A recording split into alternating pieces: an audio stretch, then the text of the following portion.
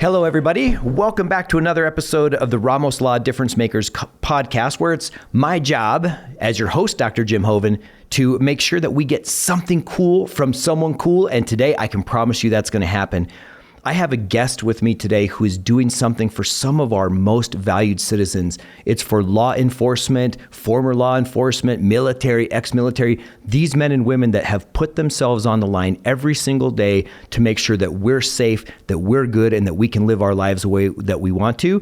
Today, we have Mr. Steve Grauberger here, who's going to be, Grauberger. Let's get that right. Steve, you can't let me get away with that. Steve Grauberger here, and he's going to be sharing with us about his organization, what he's currently the state director of Hometown Hero Outdoors. We're going to be talking about how our service members and our former military, how all these folks use the outdoors to get healthy, stay healthy, and literally to be paid back for some of the service they've given us. So Steve, thanks so much for joining, man. I'm excited to have you today. Thanks for having me. It's going to be great. Absolutely. You know, you and I met in kind of a different circumstance. I was going about my business in an outdoor expo. Yep. And as I walked by your booth, there was first of all, you guys were all there hanging out, looked like a fun place, but then you had these cool t-shirts on, and I'm a t-shirt guy.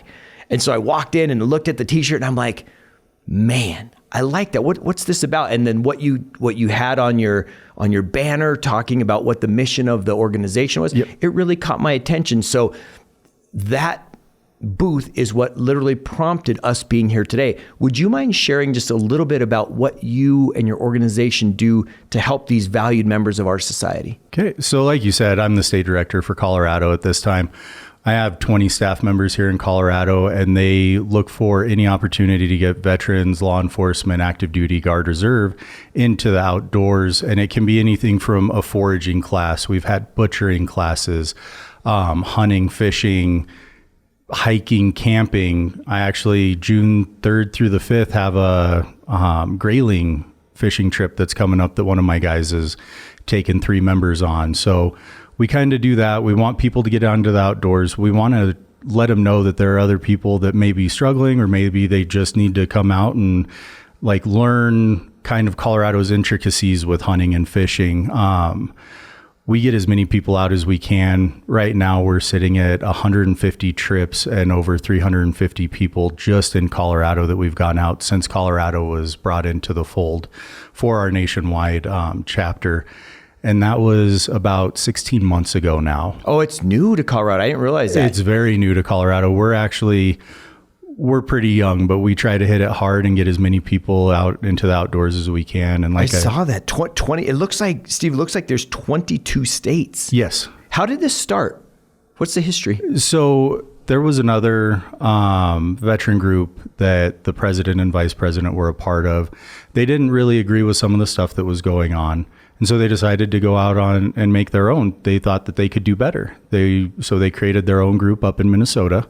And since then, it's just kind of exploded into multiple states, and we just keep going from there. Wow. And was their vision in this, obviously it was a spin-off of something they were part of, but was it literally the outdoors to get people connected to the outdoors? Was it as therapy? Was it as a chance for people who share the same type of backgrounds of, they have this in common, right? Like people in combat, people in law enforcement, that's a type of combat every single day. There's a shared experience there. Was it so that can be leveraged, or what?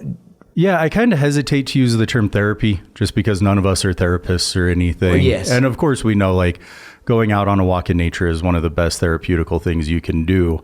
But it's just to connect all of us together, whether people are having a hard time, whether they need help with something. Sometimes we have guys with severe PTSD that come out and they just needed somebody to talk to who understands what they're going through. And so we try to do that. And it's kind of fun to watch on the hunting trips. Everyone, when they first get there, or the fishing trips or anything else, they kind of get there and they all start like in a shell basically.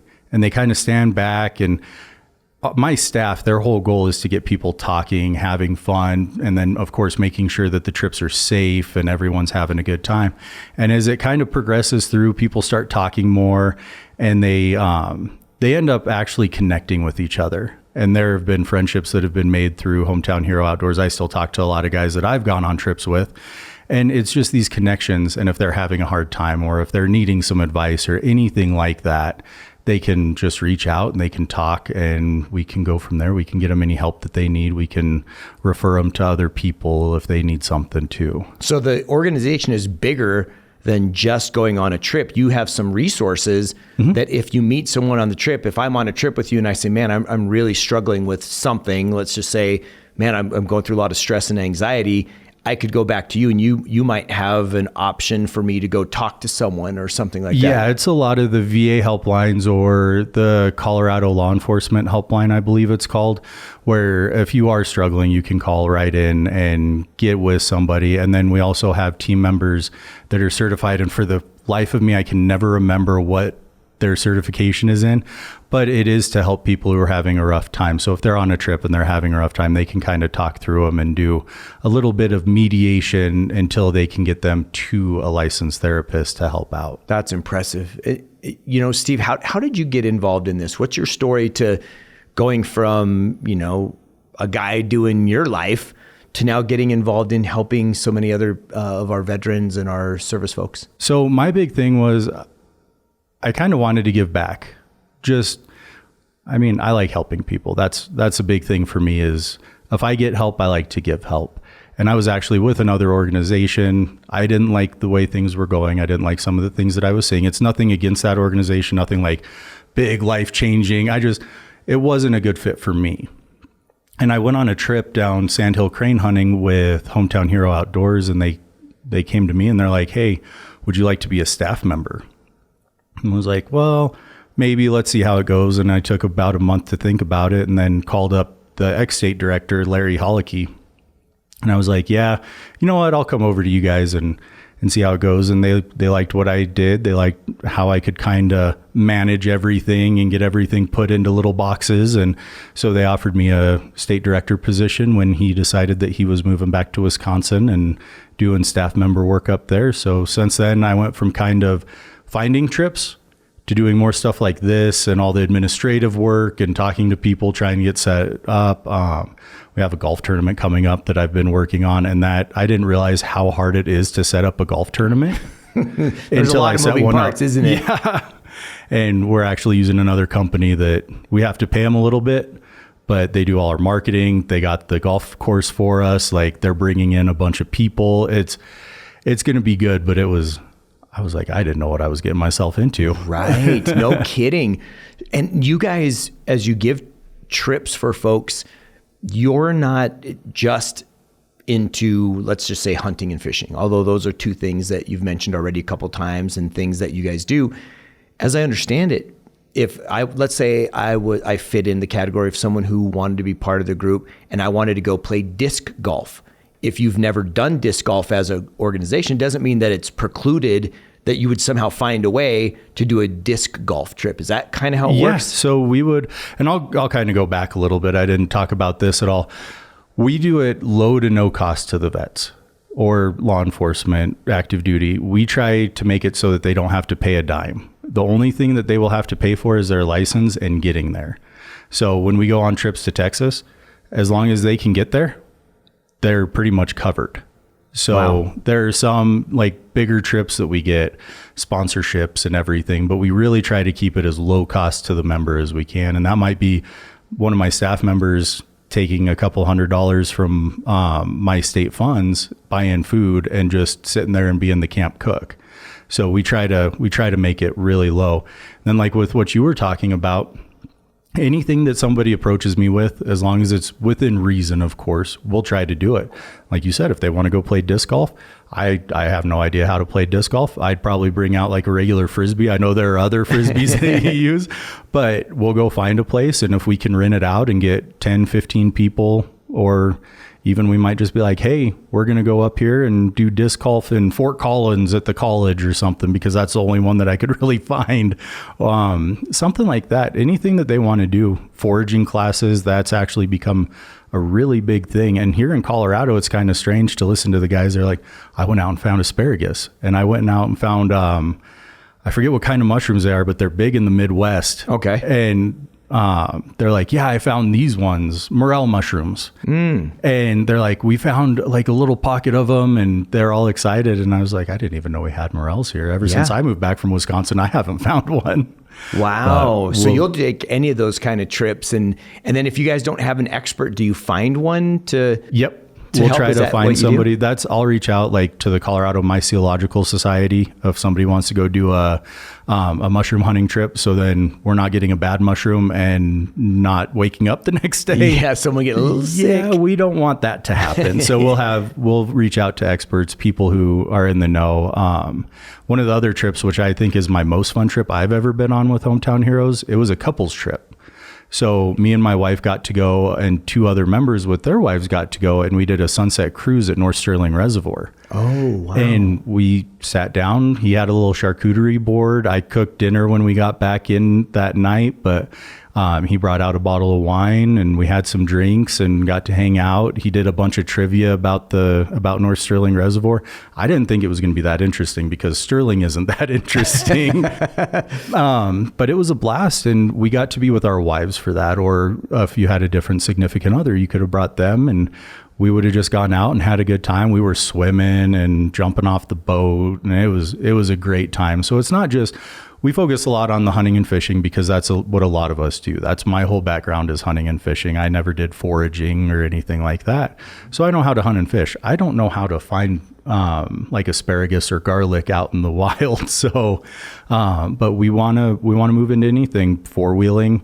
I have a lifted Jeep that I take out 4-wheeling with my family. And if somebody came to me and was like, hey, we want to do a trail run, I'd be like, okay, I'll get a couple other people that I know that really know the areas, and let's go. So even if they don't have a 4-wheel drive rig, they would ride with one of you guys, and away you guys would go. And so what are some of the, have you noticed that themed conversations come up amongst the members as they're on a trip? Do you notice that it has some sort of a breakthrough moment for a lot of folks, or is it just whatever it is? Like sometimes it's kind of, they're talking about all the commonalities. Sometimes they're just fishing. Yeah. And it's really hit or miss with what trip you're on. I had one where we talked about Taylor Swift for like 2 hours, like just absolutely just nothing. And then I've had ones where they're like, I've had people say, people don't understand me in my work or anything because we can be a different breed, veterans and law enforcement. Usually we're a lot more brash. We're a lot more upfront.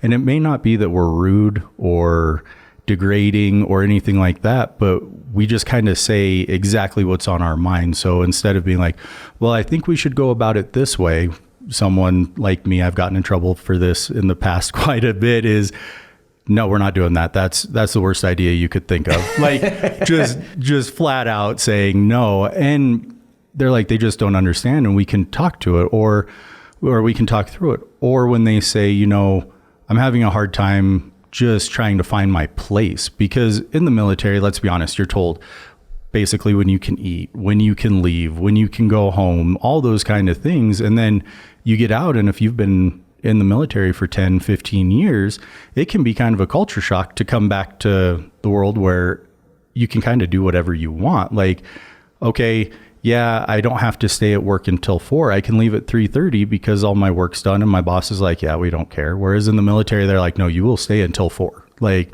and then we'll have we'll all go out to the parade ground, or we'll all go do sweepers until 4:30, and then you can leave type thing, where it's kind of a culture shock for some people to get back into. And so you guys kind of try to bridge that gap. Is it something that people tend to jump into your group as a member right away? And not so much with law enforcement, I guess, because that's an ongoing thing. But if they're coming out of the military, is that something that they find you pretty quickly, or is it? Really we try to get them before they leave the military. Okay. And that's why most of my staff members are down in Colorado Springs, because that's where most of the military is, in Colorado. And then we have the one base in Aurora, Buckley Air Force Base. And we try to kind of get them into it before they get out, so then they can kind of talk to us if they have any questions, like, hey, the military has these great programs when I get out for finding a job and job placement and everything. But sometimes it's kind of difficult to get your bearings with all that and see what exactly you should be applying for, exactly what you should be doing. And then I got so many questions about the VA loan, about home loans. And I'm like, I really have no idea. I have a guy who is actually a ex-Army, and he takes care of vets like crazy with the VA loans and everything. What's his name by chance? Because we have a guy, Hunter Mosher, who I've had on this podcast that does that same thing at a very small scale. Okay. And he was here. And so he and I had this wonderful conversation about so much of what you're talking about. He was military, and then, he helps men as they come out, and he helps them get on track with their schedule, with their workouts, making sure that they're giving themselves that regimented life that they're used to now in a different way. It sounds like that's some similar that you guys try to just point people in the direction if you've contacted them pre-dismissal from the military. Yeah, his name's Ryan. I cannot remember his last name to save my life. Of course, right when I talk about him, I can't remember his last name.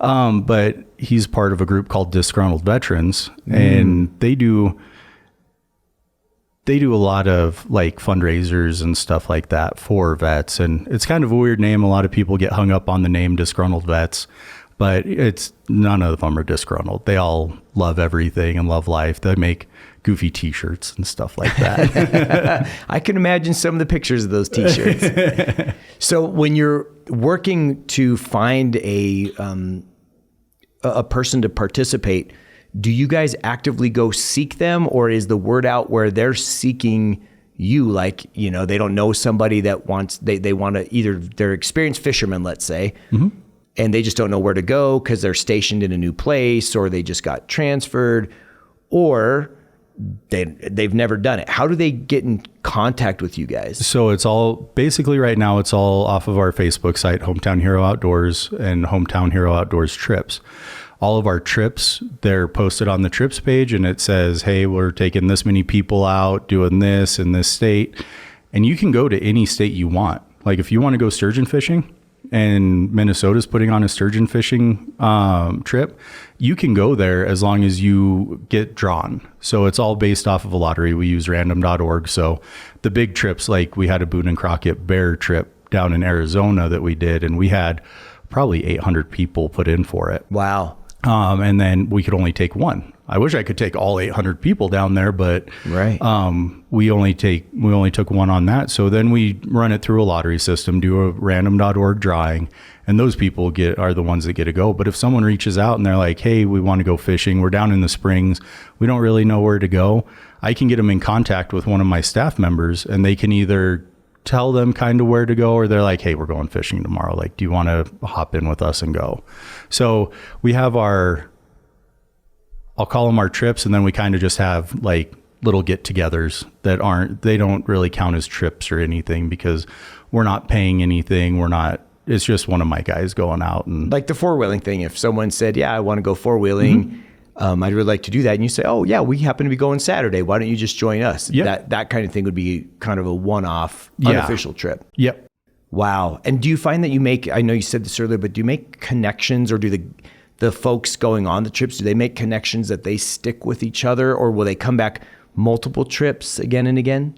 We've had quite a few people do multiple trips, and we really don't mind that at all. Like, if you want to go and we draw you, we're more than willing to bring you. But at the same time, like, we've seen people call up the outfitters that we use and say, hey, I was on a trip. I want to book a sandhill crane hunting trip. And the outfitter will be like, oh, okay. And a lot of them give, a lot of the ones we work with will give a little bit of a discount for the guys that aren't going with us. Yeah, law enforcement kind of professional courtesy. Yeah, like most of them are 10 to 20% discounts for law enforcement and vets. So, I mean, it's not a huge discount, but I know sandhill crane hunting is like $450 a day. Yeah.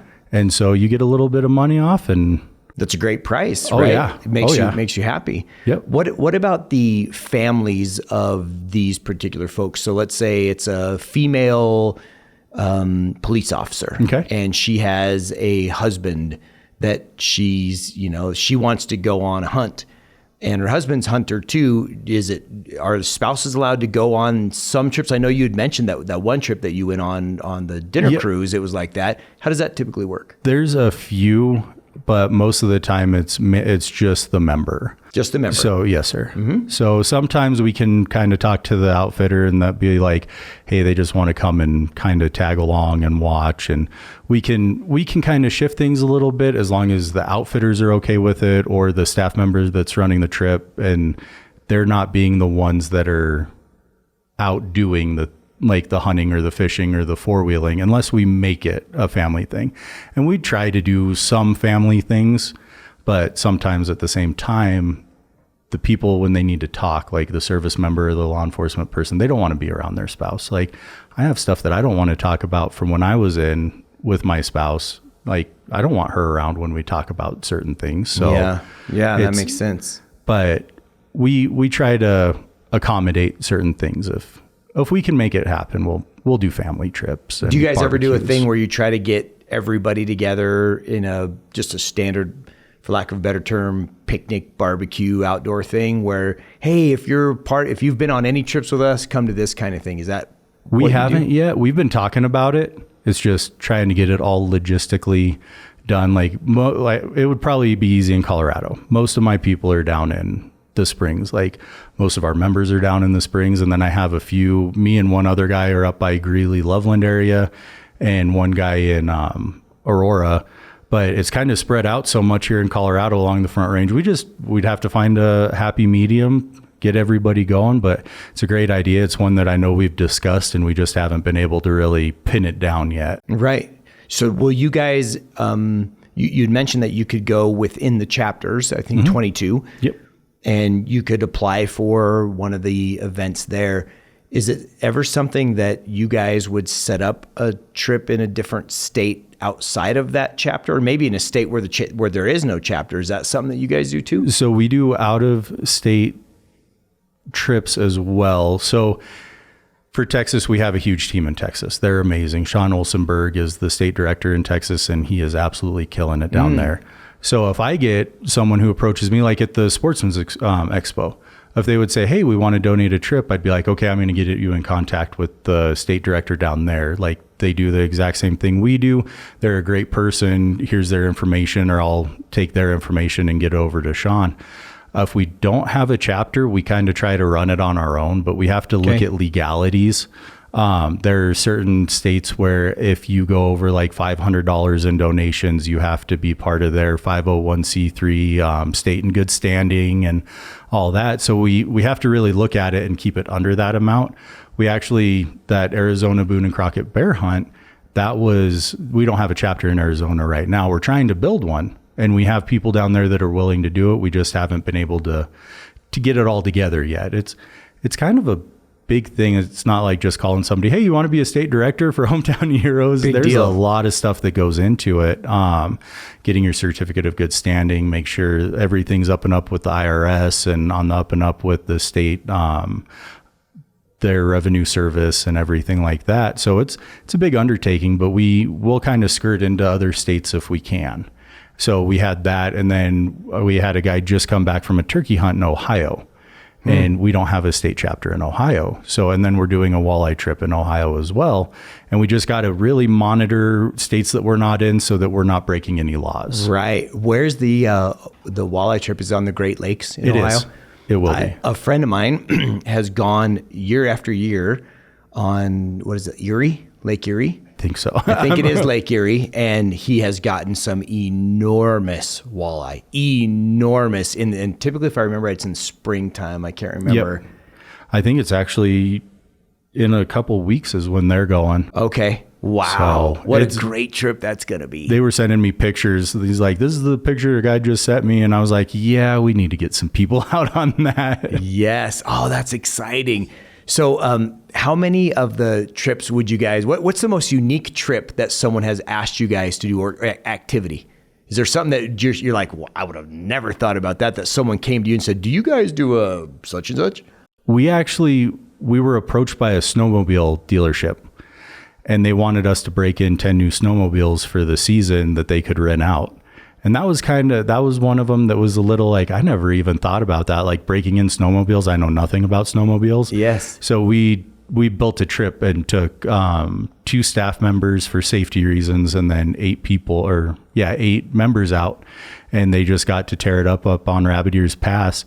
And then the dinner cruise was another one that was kind of an off the wall one that I didn't even think about, and then ended up having a blast on. Like it was crazy, but we haven't had too many like really crazy requests. No one's asked to go like rattlesnake hunting or anything to go collect rattlesnake eggs or something silly. No, not yet. After this airs, I'm sure. After this airs, we might be seeing what people's thoughts are there. So, what's the expansion plan? Because like you mentioned, you guys have served. In fact, what I wrote down nationally from the website is that you've done over 2,100 trips now as a group for over 3,000 members.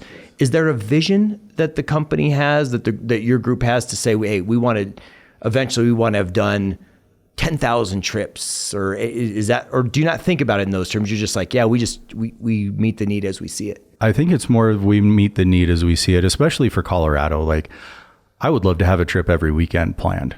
That would be kind of my goal. But at the same time, if we're getting the people who need to get out, and we're doing a good job, like, that's all I care about. I would love to see 10,000 trips with 100,000 service members taken out. But right now, with kind of how new we are in Colorado, I want to get the people who want to go out, and numbers honestly don't mean that much to me. As long as we're getting the people out, we're doing a good job. We're getting them out into the outdoors and letting them have fun, letting them talk to other people and everything like that.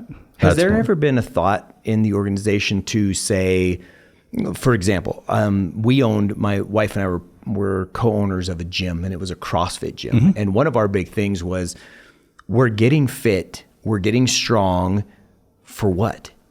And so we should have a purpose behind that. And so one of the things we did was we took members from our gym and we went to someone's house who had cancer, and we redid her backyard.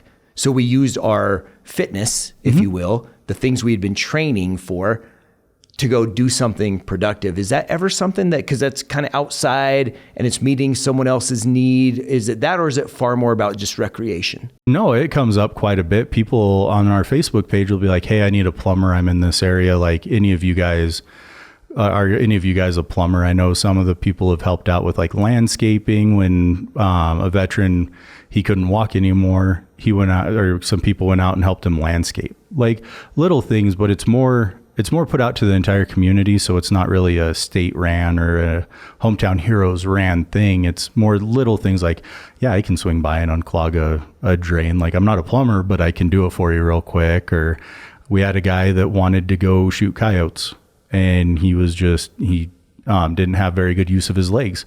So we had a guy go out with him and help him out, and he shot a couple coyotes. Nice. It's little things like that.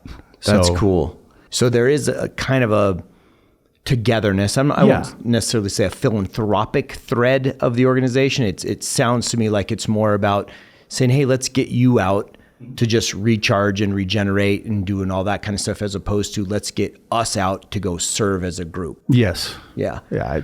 I know that's a big, you're seeing both sides of that now in different organizations. And I think that was why I wanted to ask that question. But I totally get why these service members and law enforcement, they need to get out. And if it's a great way to connect to the outdoors, the outdoors is so healing, right? Whether, there's organizations called Healing Waters, right? For folks that are in similar situations to get out there. Is there anything that you see in the outdoors has really brought these different groups of people? Any lessons that they've learned, or things that you've seen that ways their lives have changed from being involved on the trips that you do?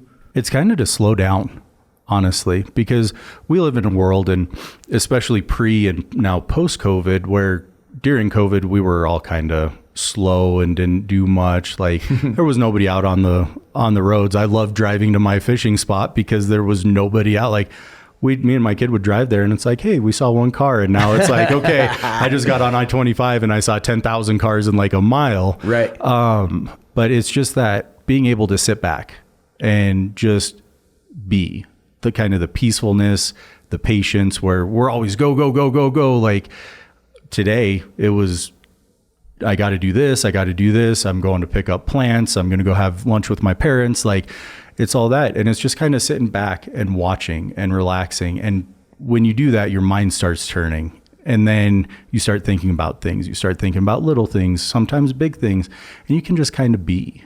And that's a big thing that I've seen, and people have talked to me. They're like, it was weird because we were sitting in the blind waiting for pigs to come in down in Texas.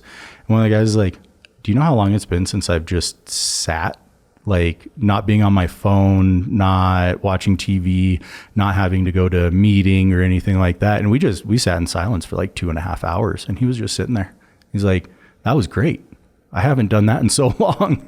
Wow. And so that's a big lesson that they take away, is the slow down and the fact to maybe go a little introspective. Yep. Wow. Just kind of get back a little bit, because when we're in a rush, we're always like, what's my next thing? What do I got to do next?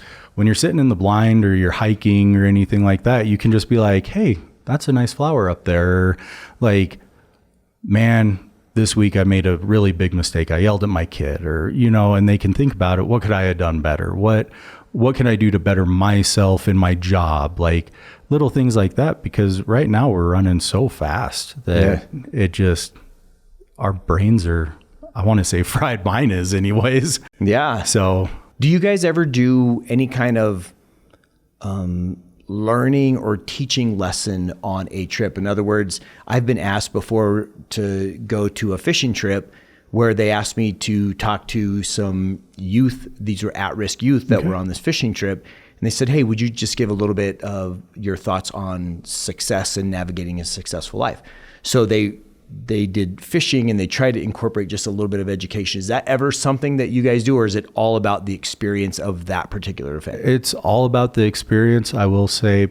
But if it comes up organically, then 100%. But we don't really push anything like that. That's a great idea. Something that I didn't think about now, and maybe I'll steal that and use it. Don't patent it before I use it. No patent coming. No patent pending, my friend. All you.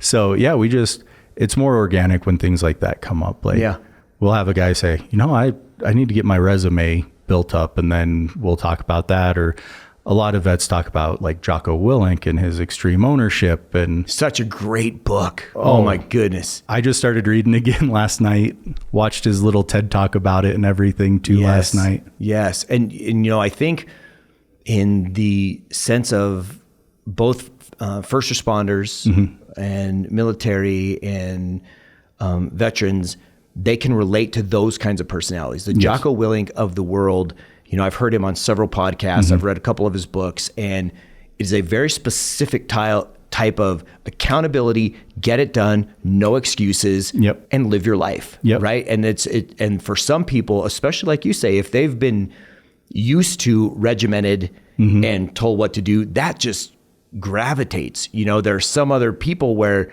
that might be really abrasive, and they respond to another kind of motivation or leadership stuff. So it makes sense to me why they would absolutely love that. Yeah, I was watching it on our TV off of YouTube, his TED talk about extreme ownership, and my kid was sitting there. He's 6, and he looks at me and he goes, "Dad, why is he so angry?" And I didn't even think about that. I'm like, he's passionate, but for him, he thought he was angry. And I'm like, you need to listen to the message. Like, he gives great messages, and it's not for everyone, but it's a great message. Just being like, you know what?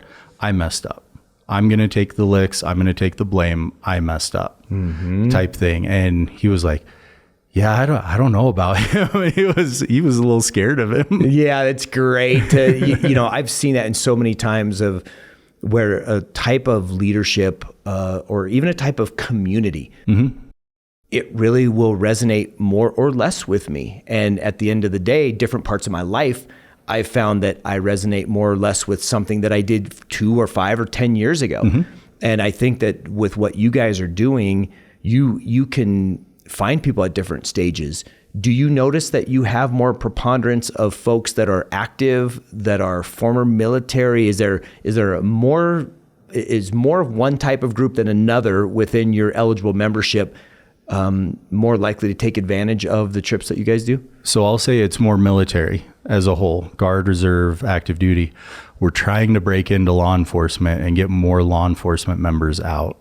Is the key to that getting to the agency sergeants, chiefs, that kind of stuff? Is that the linchpin there? I haven't been following up as much as I should, just with how busy we've been at the beginning of the year with everything. But I'd like to get into like the Fraternal Order of Police and talk to them and maybe have a little meeting and say, hey, this is what we do. Here's everything that we've done so far. We'd love to see more law enforcement.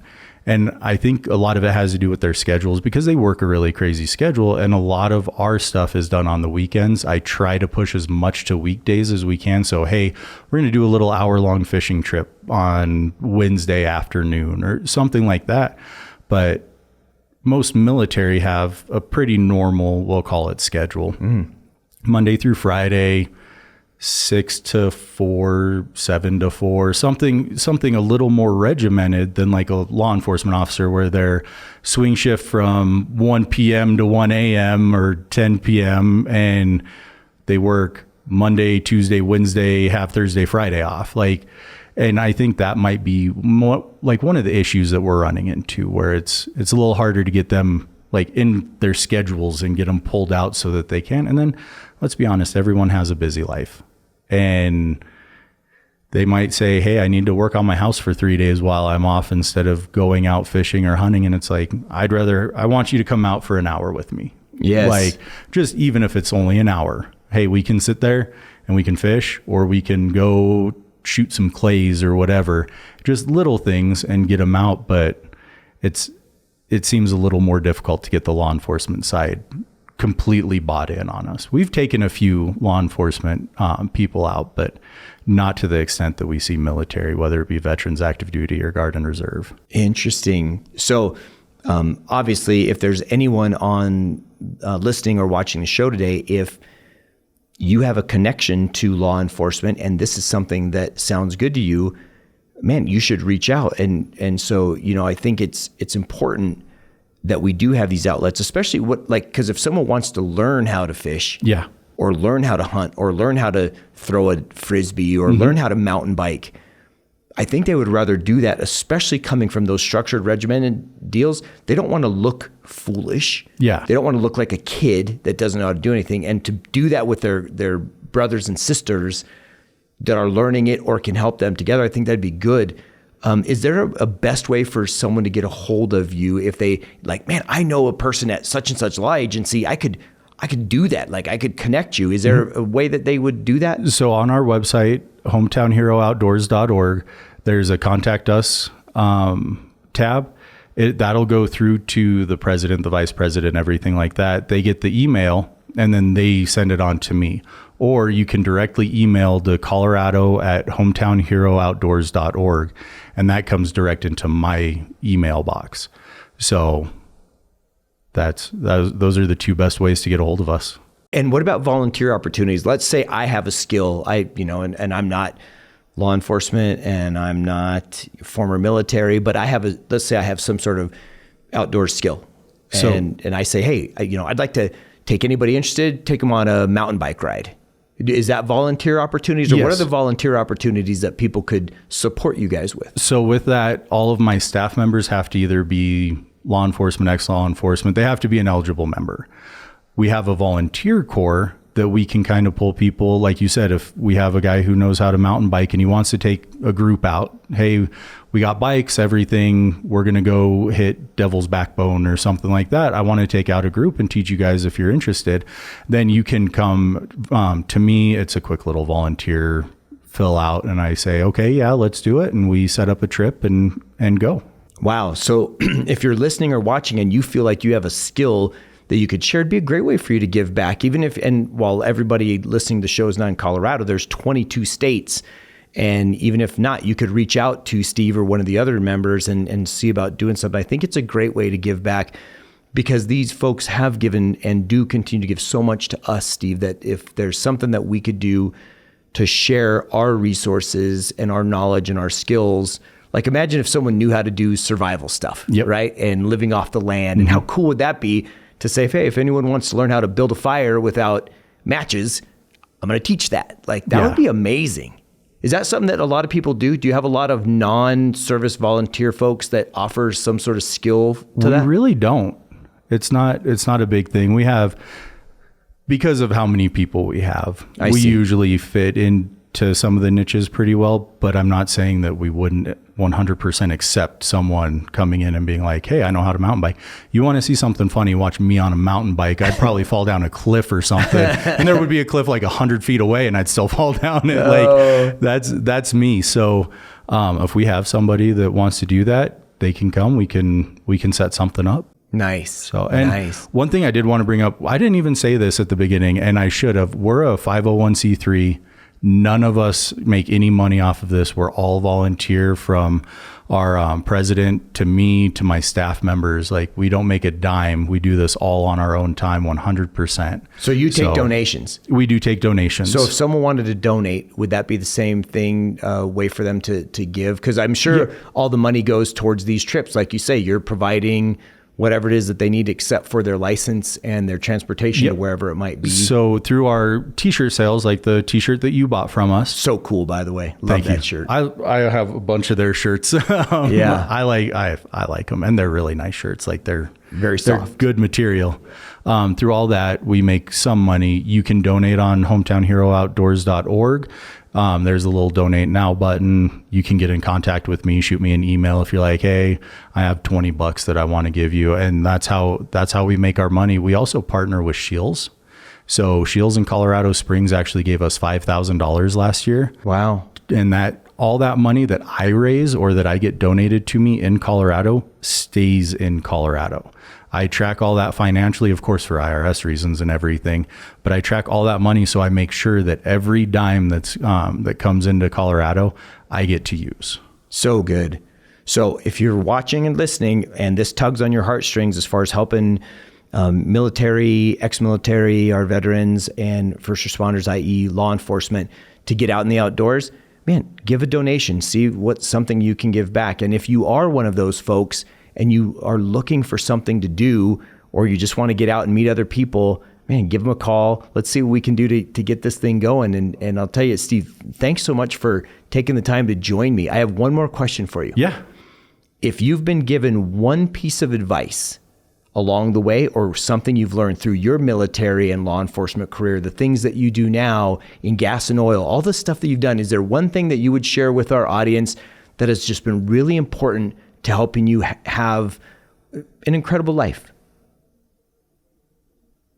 Oh man, that's a tough one. I didn't think we were getting tough questions today. Deep. Now it's getting deep. It's like on TikTok.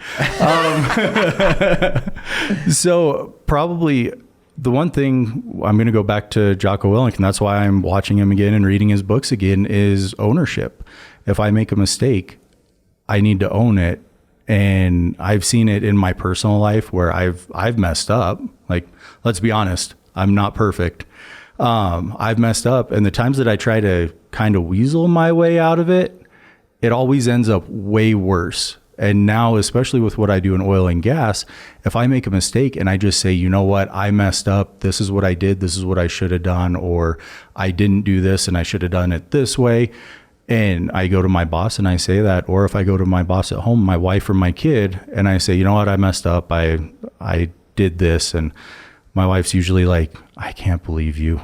And that's about as far as it goes. And then she might throw something at me if she gets really mad. Or my boss will be like, yeah, let's not do that again. But it's owning up to my mistakes and just being able to sit back. And then it doesn't weigh on, like I'll say, it doesn't weigh on you. Yeah. You've come out, you've said whatever it is, like, and that's kind of why I'm going back through Jocko Willink's stuff now. So good. Yeah, he's a great role model. I'd encourage anyone to look up his stuff. Jocko Willink, incredible wealth of wisdom, or trove of wisdom from all his experience too. So Steve, thank you. This has been really good, and what you're doing is great. And I know that you're even looking to bring others to pass the baton, to lead this organization in the future. I know there's so much great stuff going on. Just know that you have a friend in Ramos Law and what we're doing here. You guys are making a difference. We're trying to make a difference. And so people, share this message, spread this around to someone who could use it, give them some encouraging words, get out and get in the outdoors, do something fun. And I hope all of you out there start or continue making a difference as well. So thanks for joining me, Steve. I hope you have a great rest of your day. You too.